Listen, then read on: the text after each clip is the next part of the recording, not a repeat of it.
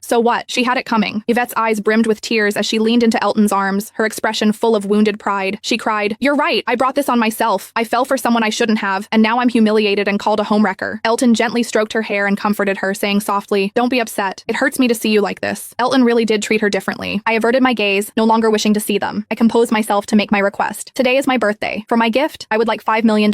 I always thought that this was amusing. Despite being his wife, I always had to go through his secretary whenever I needed money. This time, when the funds didn't appear in my account, I decided to visit him in his office. That's when I discovered that he had already replaced his senior secretary. Before we got married, the deal was simple. He wanted me, and I wanted his money. Elton had always hated that I was materialistic and that I didn't love him. In the past, no matter how much money I requested from him, he always obliged me without hesitation. Yet this time he sneered, "You want money? Fine. Apologize to Yvette first." This was the first time he used money as a means to control me for the sake of another woman. It seemed that he planned to spend $5 million to buy my pride and make Yvette feel better. I clenched my fists. After a long silence, I suddenly let out a quiet laugh. Suppressing the pain coursing through my body, I turned and walked away. I no longer wanted the money. Still, I wondered if Elton would regret not realizing that the money could have bought me more time and alleviated my suffering before I died. Thus, I returned home alone, the relentless pain from cancer forcing me to curl up in bed. Lacking the funds for medication, I resorted to taking sleeping pills, trying to deceive myself. As long as I stayed asleep, the pain would disappear. After I fell asleep, I had a dream about a time when I was 18. Elton was still poor, but loved me deeply. On my birthday that year, we couldn't afford a cake and could only envy others as they celebrated theirs. Elton hugged me tightly, hiding the tears in his eyes. He promised me, "One day, when I have money, I'll give you all the good things in the world." At that time, I felt like the happiest woman in the world. In a sleepy haze, I heard my phone ring. I picked it up, and a deep, familiar voice said my name. "Hetty." I smiled and replied tenderly, "Elton, I want some cake." The sleeping pills wore off in the middle of the night, and the pain woke me up. That was when I realized that Elton had come home. He hadn't been home in a long time. He had purchased a villa for Yvette, where they lived together like a typical married couple. Elton leaned against the floor-to-ceiling window, a wine glass in his hand, and looked at me with a tenderness that I hadn't seen in a long time. As I walked past him in search of some painkillers, Elton suddenly grabbed my hand and asked, "Hetty, why have you lost so much weight recently?" His tone was full of concern, as if he still loved me. But I refused to believe it, especially since he seemed to have just come from another woman's bed. I pulled my hand away and replied with disgust, "That's none of your business." Elton was abruptly shaken off, and his expression turned cold in an instant. When I entered the living room, I saw a cake with lit candles on the table. That was when I realized that the phone call had been real. I had mentioned my craving for cake, and that very night, Elton went out to get one. I couldn't help but wonder if this was his attempt to atone for forgetting my birthday, but I was dying. I didn't need cake, and I certainly didn't need Elton anymore. I didn't spare the cake a second glance. Elton frowned and grabbed my hand. "Hetty, are you messing with me? Or are you mad that I forgot your birthday?" "I didn't actually forget.